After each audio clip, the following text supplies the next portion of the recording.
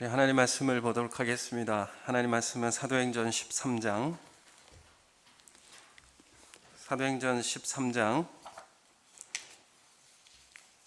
13절에서 23절까지 말씀입니다. 사도행전 13장 13절에서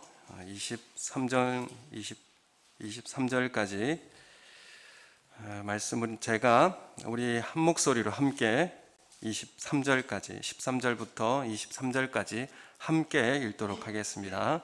시작.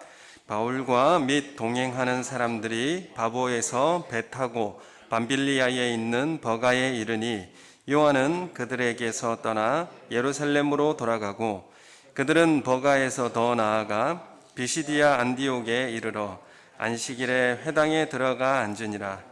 율법과 선지자의 글을 읽은 후에 회당장들이 사람을 보내어 물어 이르되 형제들아 만일 백성을 권할 말이 있거든 말하라 하니 바울이 일어나 손짓하며 말하되 이스라엘 사람들과 및 하나님을 경외하는 사람들아 들으라.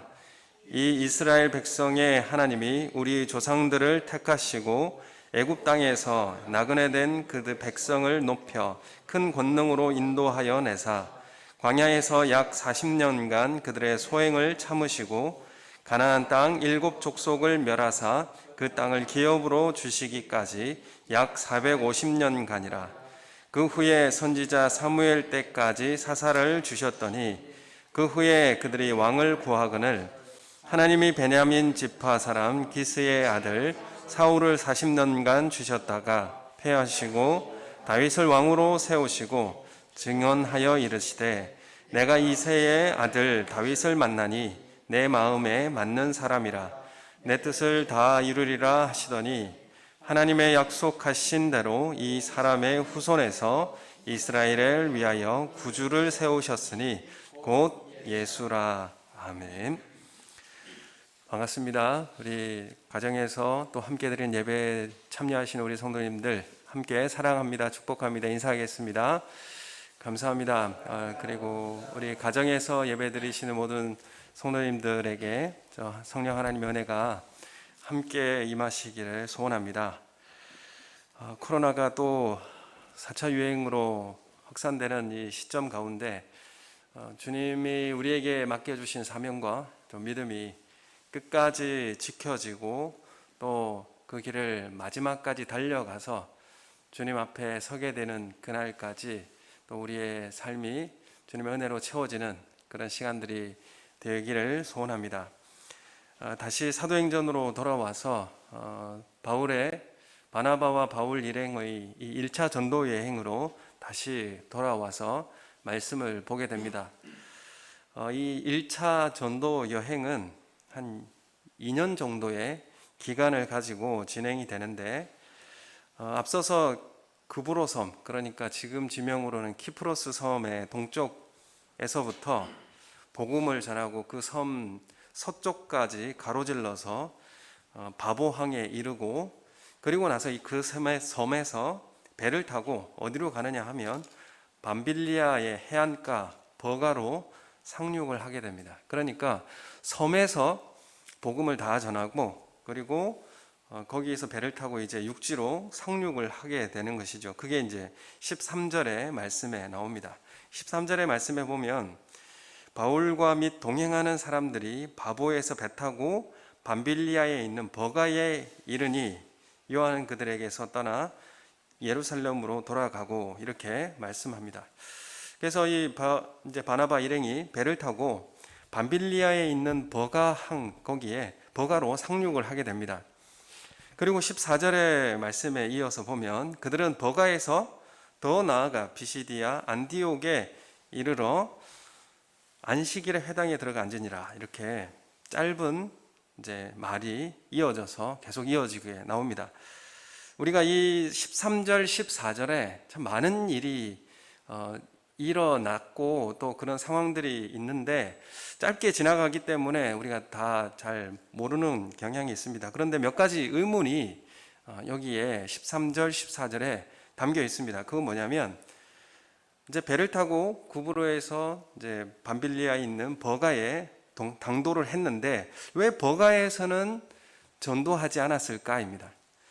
그러니까 한 지역에서 도착하면 복음을 전하고 그 다음 지역으로 이동하는 것이 자연스러워 보이는데 이 버가에서는 복음을 전하지 않고 급하게 비시디아 안디옥으로 이동해 간다는 것입니다. 또 두 번째에 이제 궁금한 것은 뭐냐면 버가에서 갑자기 요한이라고 하는 마가가 여행을 중도 하차합니다. 마가는 떠나고 바울 일행은 그곳에서 복음을 전하지 않고 황급히 비시디아 안디옥으로 그렇게 옮겨가게 된다는 것입니다. 또 세 번째는 굳이 좋은 길이 쉬운 방향이 있는데 길이 있는데 굳이 타우루스 산맥을 넘어 험난한 소아시아의 길을 선택했느냐 하는 것입니다. 비시디아 안디옥은 해발 1200m 되는 고원지대이고 또 지형이 험준하고 또 그 산맥을 넘어간다는 것이 너무나 험준하고 또 거기에 강도대가 출몰하기 때문에 고생을 각오하지 않고는 목숨을 걸지 않고서는 올라갈 수 없는 넘지 못하는 그런 장소라는 것을 우리가 알게 됩니다. 왜 굳이 그런 어려운 길을 가려고 했을까? 이 세 가지의 의문이 있습니다. 왜 버가에서 복음 전하지 않고 급하게 비시디아 안디옥으로 갔을까? 두 번째는 왜 마가는 중도 하차했을까? 세 번째, 왜 굳이 그 높은 산맥을 넘어서 그곳으로 가려고 했을까? 이 세 가지의 의문점이 그 내용에 오늘 13절, 14절의 짧은 내용 가운데 담겨 있습니다. 아마도 버가에 이제 배를 타고 버가에 도착하자 아무래도 어려운 일이 있었을 것으로 그렇게 추측을 해봅니다. 이제 바울이 나중에 갈라디아서를 쓰면서 이 버가에서 어떤 일이 있었는지에 대해서 좀 추측을 하게 하는데 갈라디아서 4장 13절, 14절 말씀에 보면 이런 내용이 나옵니다. 갈라디아서 4장 13절, 14절에 내가 처음에 육체의 약함으로 말미암아 너희에게 복음을 전한 것을 너희가 아는 바라.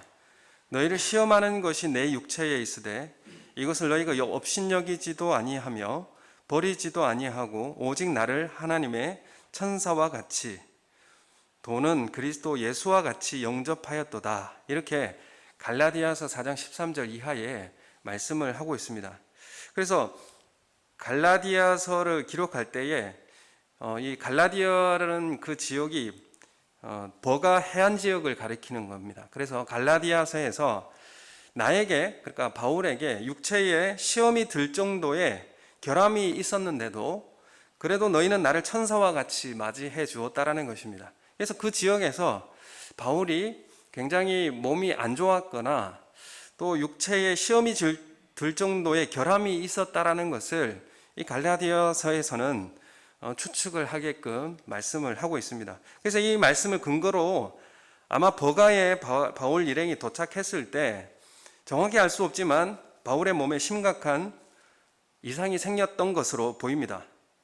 아무래도 기후와 또 풍토가 맞지 않아 생기는 아마 말라리아나 그 풍토병 그런 육체의 어려움들이 있었을 것으로 예상을 하고 있는데 그래서 그것을 좀 해결하기 위해서는 그 지역을 빨리 벗어나야 한다는 것을 이제 판단을 했을 것입니다. 그 지역을 빨리 벗어나면 빨리 회복할 수 있는 그런 여건이 되기 때문에 그렇습니다.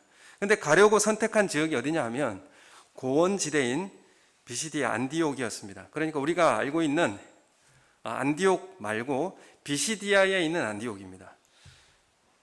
그래서 이 비시디아에 있는 안디옥을 가는 길이 험하고 난 코스여서 이런 어떤 위험을 당할지 알 수 없는 길입니다. 게다가 육체적으로 건강하지 않은 이 바울을 데리고 함께 넘어가야 하는 이런 이제 고생이 있는 것이죠. 그래서 이건 누가 수행해야 됩니까? 마가가 수행하는 상황에서 마가는 그것을 이제 포기하고 이제 예루살렘으로 돌아가 버린 것입니다. 이 일 때문에 바울이 얼마나 서운했는지 사실 바울이 두고두고 잊지 못했습니다.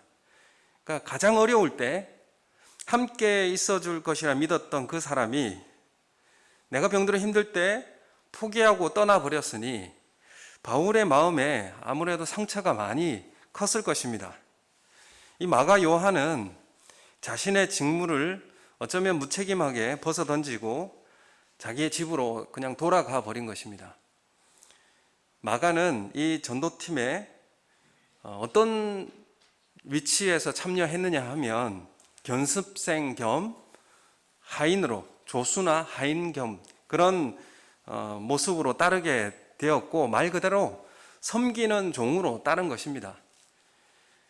이 마가는 우리가 오늘 이제 13절에 요한으로 나오고 있지만, 마가는 로마식 표현이고 요한은 유대식 이름입니다. 그래서 이 마가는 이 바나바의 생질로 나오고 있는데, 그 원어에서 보면 아넵시오스라는 말이 생질보다는 사촌, 친사촌의 의미가 더 강합니다. 그래서 사촌으로 이해하는 것이 더 좋을 것 같습니다. 그래서 마가는 바나바의 사촌 동생이요, 또 부잣집 마리아의 아들입니다. 마가의 어머니 마리아에게는 예루살렘에 다락방이 달린 큰 집이 한 채 있었습니다. 다락방이 있다는 것은 그냥 우리가 생각하는 다락방이 아니라 2층에 넓은 홀 같은 곳이 있다는 것이죠. 그래서 이런 2층 집이 있다는 것은 큰 부자인 것을 생각하게 합니다. 그래서 이 큰 집이 딸려있던 이 집은 거기서 초기 예루살렘 교회 그룹들이 모임 장소로 사용을 했었습니다. 그래서 이 그룹에 이 마가의 어머니 집에 모였던 예루살렘 성도 중에 베드로가 속해 있던 것으로 보아서 그 마가의 집에 모였던 이 그룹이 영향력 있던 그런 교회, 예루살렘 교회의 모임이었다라는 것으로 여겨지게 됩니다. 이런 정황으로 보면 마가는 어릴 때부터 예루살렘 교회 지도자들과 가까운 관계를 가지면서 자라나게 되었을 것입니다. 이전에 이 바나바와 바울이 안디옥 교회에서 목회할 때에 예루살렘 교회를 위한 구제 헌금을 가지고 예루살렘에 오게 됩니다. 그때 마가의 집에 들렸을 것으로 추측해 볼 수가 있는데, 그러던 차에 바울과 바나바는 마가에게 안디옥으로 같이 가자는 그런 그 의견을 이야기했을 것이고, 마가는 그 기회를 받아들여 안디옥 교회로 함께 떠나게 됩니다. 당시 안디옥이 세계에서 큰 도시였기 때문에 아마 넓은 세상을 경험할 수 있는 좋은 기회였으리라 생각하고 바나바와 바울을 따라서 안디옥 교회로 갔던 것으로 보여집니다. 그 즈음에 우리가 알고 있듯이 바나바와 바울이 안디옥 교회에서 파송을 받아서 선교 여행을 떠나게 되었는데, 그 선교 여행의 그룹에 마가는 조력자로 함께 데리고 가게 되었던 것입니다. 그래서 1차 전도 여행이 시작되었는데, 사실 이 1차 전도 여행을 떠날 때에 그 교회의 금식 기도를 통하여서 성령의 인도함을 받아 떠난 그런 일이었습니다. 그래서 구브로 섬을 동에서 서쪽으로 일주하는 동안에 마가는 함께 참여하셨습니다. 그리고 바보를 떠나 소아시아의 남해안 버가에 이르러서 타우루스 산맥을 넘어서 소아시아 지역을 일주하자는 제안을 하게 되는 것이죠. 아마도 이 선교 여행의 주도권을 이제 구브로 섬을 기점으로 해서 바울이 잡았습니다. 그래서 바울이 아마도 이 타우루스 산맥을 넘어서 비시디아 안디옥으로 가자고 하는 주장을 바울이 했던 것으로 그렇게 보여집니다. 왜냐하면 이제 선교의 주도권이 바나바에서 바울로 이제 넘어가기 때문에 그렇습니다. 그래서 버가 해안 지대가 질병이 있고 또 풍토병이나 말라리아 이런 것들이 노출되어 있는 지역이었기 때문에 빨리 그 지역을 벗어나야 했었습니다. 그런데 이 전도 여행이 끝나가면서 이 바울과 바나바 사이에 그 주도권이 바나바에서 바울로 그렇게 위치가 바뀌어지는 것을 보게 됩니다. 그 여행에 보면 바나바가 설교한 내용은 나오지 않고 어떤 주도적인 역사는 바울을 통해서 이루어지는 것을 우리가 보게 됩니다. 그래서 사촌형이었던 바나바가 밀려가고 바울이 전도 여행의 주도권을 가지고 주장하게 되는 것을 이 마가는 보게 됩니다. 거기다가 비시디아 안디옥으로 그 방향을 정한다는 것이 사실 마가에게 있어서는 탐탁지 않았을 것으로 여겨지는 것이죠. 왜 굳이 그쪽으로 가야 되는가? 그러니까 버가에서 그 타우루스 산맥을 넘는 것이 쉬운 일이 아니었습니다. 200km를 넘어가야 하는 길이고 산적과 강도떼들을 각오하고 넘어가야 하는 길이었습니다. 거기다가 바울과 같은 질병을 가진 그 사람을 부축하고 함께 가야 했던 그런 힘든 여정이었습니다. 그래서 바울이 다음 행선지를 아마도 주도권을 가지고 비시디아 안디옥으로 정하자 마가는 그냥 집으로 돌아가 버립니다. 무슨 이유였는지는 성경이 밝히고 있지 않습니다. 안디옥으로 돌아간 것도 아니고 예루살렘 집으로 돌아가 버렸습니다. 우리가 이 이후에 사도행전 15장 39절에 보면 이제 2차 전도 여행을 떠날 때 마가도 같이 데려가자는 이 바나바의 요청에 바울과 심하게 다툽니다. 그리고 얼마나 다투었냐면 바나바와 바울이 갈라서기까지 다투게 됩니다. 바울이 심하게 반대하는 것으로 봐서는 아마 이 마가가 떠난 것이 병이 들거나 아니면 피치 못할 사정이 있어서 돌아간 것은 아닌 것으로 그렇게 보여지는 것이죠. 그래서 마가는 이 전도 여행의 행진에서 하나님은 바나바와 바울을 수행하는 자로 그렇게 마가를 택하셨고 그 길을 수행하게 하셨습니다. 마가는 가장 소중한 그 직분인 선교 여행의 수행자로서 부름받았다가 그 직무를 포기하고 그냥 집으로 돌아가 버리고 만 것입니다. 그 이유를 성경이 우리에게 알려주고 있지는 않습니다만은 여러 가지 정황으로 본다면 한 가지는 바나바와 바울 사이에 어떤 이해관계 가운데 혈연적 정으로 바울에 대한 소원함이 있었지 않았을까 그렇게 한번 생각해 보게 되고요. 그 바나바가 처음에는 선교 여행을 떠날 때 주도권을 가지고 갔는데 이후에는 계속 바울에게 옮겨가게 되는 것이죠. 그리고 버가에서 비시디아 안디옥으로 가는 길에 목숨을 걸고 넘어가야 하는 산맥을 가자고 정하는 사람이 바로 바울이니까 마가는 그것이 받아들여지지가 않았던 모양입니다. 아마도 바울이 선교 방향을 소아시아 쪽으로 잡고 산맥을 넘어가자고 그렇게 제안했던 모양입니다. 그렇지 않아도 마음이 불편한 가운데 바울마저 병들고 힘든 상황에 같이 수행할 엄두를 이 마가가 못 낸 것입니다. 수행하는 일이 힘들고 거기다 강도떼가 출몰하고 목숨의 위협까지 있는 길을 굳이 갈 필요가 없다고 그렇게 생각하였던 것 같습니다. 사실 하나님께서 우리에게 맡겨주신 직무와 또한 사명엔 책임이 따르게 마련입니다.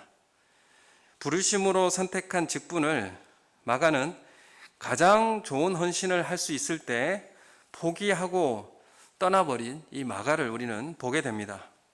이 일로 인해서 바울은 오랫동안 마가를 용서하지 못한 것에 대해서 우리는 이 부분에 조금 이해할 수 있을 것 같습니다. 그러나 마가만 책망할 수만은 사실 없지요. 마가도 열정을 갖고 출발한 그런 전도 여행이었을 것입니다. 그 여행을 출발할 때 얼마나 금식기도 하고 또 하나님의 사명에 불타서 출발했겠습니까? 그런데 출발하고 나자 그 여행에서 여러 가지 예상치 못한 어려움을 경험하게 되는 것입니다. 바울도 성령의 인도하심을 받고 출발한 이 전도 여행이었지만 순탄하지가 않았고 건강 문제와 또 사람과의 갈등, 이런 여러 어려운 환경에 진통하였습니다. 사랑하는 우리 성도 여러분, 우리도 부름받은 여러 자리에서 사역을 합니다. 그것이 사람이 많이 보이는 자리이든 사람이 보이지 않는 자리에서 일하든 우리는 여러 자리에서 하나님의 부름과 선택을 받고 사역을 하게 됩니다. 그런데 그 자리에 우리가 바라는 만큼 그렇게 순탄한 길이 아니라는 것을 우리가 경험해서 우리는 잘 알고 있습니다. 왜 그렇습니까? 왜 성령의 인도하심을 따라 부름을 받고 선택하고 간 그 자리가 왜 앞길이 막히는 것처럼 보이고 인간의 갈등이나 아니면 어려움들이 그렇게 놓여지는 그런 순탄치 않은 일들이 우리에게 많이 생길까요? 우리에게 이러한 하나님의 인도하심을 허락하는 것은 내 건강을 믿고 가지 않게 하기 위해서입니다. 그리고 내 지식을 믿고 가지 않도록 하기 위해서입니다. 그리고 내 자신의 결단과 다짐, 내 의지를 의지하여서 가지 않도록 하시기 위해서입니다. 하나님은 우리가 내 자신을 믿는 어떤 근거도 남겨두지 않고 완전히 비워내십니다. 이 사역의 현장에서, 주님이 부르신 그 현장에서 내가 내 자신을 믿고 있는 어떤 근거, 그것이 건강이든 나의 지식이든 나의 결단이든 나의 의지이든 어떤 근거도 남겨두지 않고 완전히 비워내십니다. 바울을 이렇게 인도하신 이유는 하나님의 능력으로만 일하게 하시기 위함입니다. 다 비워내고 다 파내서 하나님의 능력으로 가득 채워주시기 위함이었습니다. 항상 하나님의 능력으로만 사는 삶이 적용되도록 인도하시는 것입니다. 이런 사람이 부름받은 사람이요, 이런 사람이 하나님의 선택받은 직분받은 사람입니다. 우리가 부름받은 곳에서 포기하지 말아야 할 이유가 여기에 있는 것입니다. 고린도후서 4장 7절에서 10절 말씀이 있습니다. 한번 우리 찾아서 함께 읽었으면 좋겠습니다. 고린도후서 4장 7절에서 10절 말씀입니다. 고린도후서 4장 7절에서 10절까지 말씀입니다. 우리 같이 읽겠습니다. 시작. 우리가 이 보배를 질그릇에 가졌으니 이는 심히 큰 능력은 하나님께 있고 우리에게 있지 아니함을 알게 하려 함이라. 우리가 사방으로 우겨쌈을 당하여도 쌓이지 아니하며 답답한 일을 당하여도 낙심하지 아니하며 박해를 받아도 버림받지 아니하며 거꾸로 뜨림을 당하여도 망하지 아니하고 우리가 항상 예수의 죽음을 몸에 짊어짐은 예수의 생명이 또한 우리 몸에 나타나게 하려 함이라. 아멘.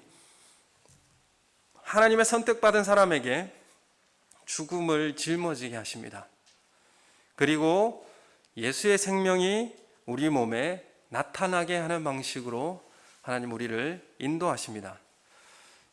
오늘 버가에서 비시디아 안디옥으로 가는 그 여정 가운데 겪었던 바울이나 마가에게 하나님은 이 죽음을 짊어지게 하시는 것입니다. 그리고 그 안에 의지하고 있었던 모든 것을 비워내게 만드시고 하나님만을 의지하게, 그리고 그 삶 속에서 하나님의 능력만이 드러날 수 있도록 그 삶의 현장을 걸어가게 하시는 것입니다. 바울이 그렇기에 이렇게 고백하지요. 나는 날마다 죽노라, 이렇게 단언합니다. 사명의 현장에서는 죽었다 하고 살아야 하는 것입니다.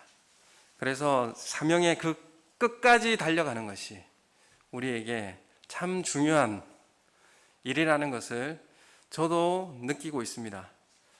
저도 끝까지 달려갈 수 있을까에 대한 아직 의문이 남아있고, 또한 그 길이 하나님의 능력이 아니면 갈 수 없는 길이라는 것을 조금씩 깨달아 가고 있습니다. 오늘 이 비시디아 안디옥에 도착하여 바울 일행은 마가가 떠난 다음에 그 산맥을 넘어서 비시디아 안디옥에 도착하게 됩니다. 그리고 안식일 날 회당에 들어가고 목숨 걸고 산맥을 넘어 고단한 여행의 기력이 다 지난 모습으로 그 회당의 자리에 서게 됩니다. 그리고 17절에 그 바울 사도의 첫 번째 설교가 소개되고 있습니다. 사도행전에서 여기에서 바울의 첫 번째 설교가 소개되고 있습니다. 우리의 능력은 다 빼고 하나님의 능력이 나타나게 하기 위해서 그 자리에서 이제 말씀을 전하게 하시는 것이죠. 사실 바울을 부르고 아라비아 광야에서 그리고 다소에서 안디옥 교회에서 사역자로 그리고 1차 선교 여행의 시점에서 많은 복음을 전했고 설교했었을 것입니다. 그런데 굳이 지금 이 시간에 바울의 첫 설교를 소개하고 있습니다. 그리고 첫 설교의 첫 마디가 우리가 17절의 말씀을 나타나고 있는데, 이 17절 말씀, 이 사도 바울의 첫 번째 설교의 첫 주제를 한번 17절 말씀을 같이 읽어보겠습니다. 시작. 이 이스라엘 백성의 하나님이 우리 조상들을 택하시고 애굽 땅에서 나그네된 그 백성을 높여 큰 권능으로 인도하여 내사. 아멘. 지금 바울의 첫 번째 설교의 첫 단어가 뭐냐면 하나님께서 선택하셨다, 이겁니다. 하나님께서 택하셨다, 이것이 바울의 첫 번째 메시지 첫 줄이었습니다. 하나님께서 선택하셨기 때문에 이스라엘이 하나님의 백성이 되었다, 이 말이죠. 그런데 하나님께서 선택하시고 부르셨고 그냥 두지 않으시고 하나님께서는 친히 인도하셨다라는 것이 이 설교의 내용입니다. 17절부터 19절까지에 나타나는 하나님께서 하신 일들이 나타나게 되는데, 그것이 뭐냐면 하나님께서 택하셨다. 그리고 나그네된 그 백성을 높여주셨다. 애굽에서 큰 권능으로 인도하여 주셨다. 광야에서의 그들의 소행을 참아주셨다. 가나안 땅을 기업으로 주셨다. 7족속 원수를 멸해 주셨다. 사사를 주시고 왕을 주시고 마침내 약속대로 구주를 세우셨으니 곧 예수 그리스도이다. 이렇게 말씀을 하고 있습니다. 하나님께서 택하셨음으로 시작하여 그 약속을 이루시며 끝내 예수 그리스도를 보내주셨다. 이렇게 마무리하고 있는 것입니다. 왜 이렇게 하셨는가? 하나님께서 왜 이스라엘 백성들을 이렇게 하셨는가? 그것은 하나님의 부르심에 대한 그 책임을 끝까지 하나님은 다하신 것입니다. 하나님은 이스라엘을 택하시고 끝까지 책임을 다하신 것처럼 하나님께서 보잘것없는 우리를 택하여 불러주시고 우리를 높여주시고 우리를 인도해 주시고 우리의 부족과 허물을 하나님 참아주셨습니다. 거기다 귀한 직분까지 주셨습니다. 모든 원수를 물리쳐 주시고 약속된 기업을 허락해 주셨습니다. 왜 이렇게 하나님 하십니까? 하나님께서 나를 선택하셨기 때문입니다. 하나님 나를 택하여 주셨기 때문에 그렇습니다. 하나님께서 여러분을 선택해 주셨기 때문에 그렇습니다. 바울의 첫 설교의 첫 단어를 왜 택하였느냐 한 이유가 바로 여기에 있습니다. 하나님의 택하심은 그 책임을 끝까지 지는 것으로 나타나고 있는 것을 우리가 보게 됩니다. 이러한 하나님의 선택받은 사랑하는 성도 여러분, 우리의 택함 받음에 대한 그 직분에, 그 사역에, 그 사명에 끝까지 책임을 다하며 수행하는 삶이 되시기를 예수님의 이름으로 소원합니다. 우리가 중간에 이 포기한 마가는 나중에 바울이 로마 1차 투옥되었을 때에 마가는 로마에 가서 바울을 위로하는 위로자가 되어줍니다. 그리고 2차 로마에 투옥되었을 때 죽기 직전까지 마가를 로마에 데려오라고 이 바울이 디모데에게 부탁을 합니다. 바울에게 마가가 위로가 된다. 바울이 마가를 속히 데려오라. 마가는 나에게 위로가 된다. 이렇게 말하는 것으로 봐서는 완전히 마가와 화해했다라는 것을 알게 됩니다. 그리고 마가는 바울의 죽음과 함께 해줍니다. 그 바울의 죽음과 끝까지 동행해 주었을 것입니다. 마가가 선교지를 이탈하여 집으로 돌아간 지 한 15년 정도가 지난 후에 마가는 바울과 베드로를 모두 섬기는 사람이 되어 있다는 것을 우리가 보게 됩니다. 그걸 다 그냥 내팽개치고 그냥 집으로 돌아가 버렸는데 나중에 그 모습 다시 바울과 베드로를 섬기는 위치에 있다라는 것을 우리가 확인하게 됩니다. 마가복음에 보면 이 자신의 이름으로, 마가의 이름으로 로마인은 그리스도인들, 이방인들을 위해서 마가복음을 기록합니다. 마가복음에 보면 예수님께서 십자가 지실 때 벗은 몸으로 도망치던 이 청년이 마가 자신임을 그렇게 암시해 주고 있습니다. 또 베드로의 3번 부인하며 배반하는 내용을 다른 어떤 복음서보다 더 자세하게 기록합니다. 그것은 아마도 베드로를 가깝게 섬기고 모시던 차에 베드로의 고백, 베드로가 이야기해 준 모든 내용들을 다 알고 있었기 때문에 그 내용에 대해서 더 자세히 기록했지 않았을까, 그렇게 추측을 해보는 것입니다. 그래서 마가복음은 마가의 참회록이 되는 것입니다. 사명의 길을 끝까지 포기하지 말고 믿음의 길을 끝까지 달려가자고 초청하는 것이 바로 마가복음의 내용입니다. 나의 것을 다 파내고 하나님의 능력을 채울 때까지 포기하지 않는 그 삶이 주님의 택하심을 받은 그 사명의 위치에 선 사람들의 모습입니다. 그리고 나의 어떤 것도 의지하지 않도록 다 파낼 때까지 나를 죽이고 주님의 생명으로만 채워내는, 또 하나님의 능력으로만 채우는 우리 사명자들, 또 우리의 부르심받은 택함받은 주님의 자녀와 제자들 되시기를 예수님의 이름으로 축원합니다. 우리 다 같이 함께 한 목소리로 기도하겠습니다. 하나님, 나를 부르신 이도 하나님이시고 하나님, 나를 세우신 이도 하나님이십니다. 하나님, 우리가 달려가는 이 길 가운데 어려운 난관과 목숨의 위험과 또 많은 갈등과 고단함이 우리 가운데 주어지게 됩니다. 육신의 고통도 질병도 우리를 위협하는 현장이 있습니다. 하나님, 나의 의지하는 모든 것을 파내고 하나님의 능력으로 채워내는 역사가 있게 하여 주시옵소서. 끝까지 달려가게 하여 주시옵소서. 그리하여서 주님을 만나게 하시고 주님 앞에 서게 하여 주시옵소서. 믿음 잃지 않고 주님 앞에 서게 되는 역사 있게 달라고 우리 다 같이 함께 한 목소리로 기도하겠습니다. 하나님 아버지, 은혜를 감사합니다. 우리가 살아가는 그 사명의 현장과 길마다 하나님, 우리에게 순탄하지 않는 어려움들이 우리에게 찾아오게 됩니다. 하나님 아버지, 정말 질병의 고통과 사람의 갈등들과 또한 인간적 어려움들이 우리를 억누르고 우리를 우겨쌈을 당하게 만들고 또 우리를 고통하게 하는 일들이 참 많이 있습니다. 하나님, 우리가 중도에 포기하는 것이 아니라 하나님, 끝까지 내 안에 내가 의지하는 모든 것을 파낼 때까지, 하나님, 그래서 다 파내고 하나님의 능력이 내 가운데 채워질 때까지, 내 안에 예수 생명만이 드러나게 될 때까지 하나님, 이 길을 포기하지 않고 끝까지 달려가게 하여 주시옵소서. 하나님 아버지, 정말 주님이 우리 가운데 부여하신, 택하시고 부름받은 그 자리에서 하나님, 그것이 사람의 눈에 띄든지 그것이 사람이 알아주지 않든지 간에 주의 말씀에 순종하며 끝까지 그 길을 달려가는 주님의 선한 사명자의 길을 걸어갈 수 있도록 주님 인도하여 주시옵소서.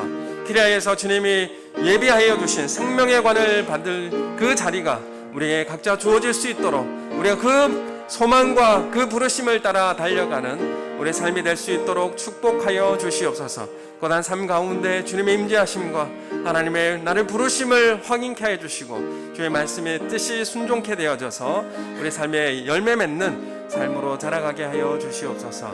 감사함을 드리옵고 예수님 이름으로 기도드립니다. 아멘.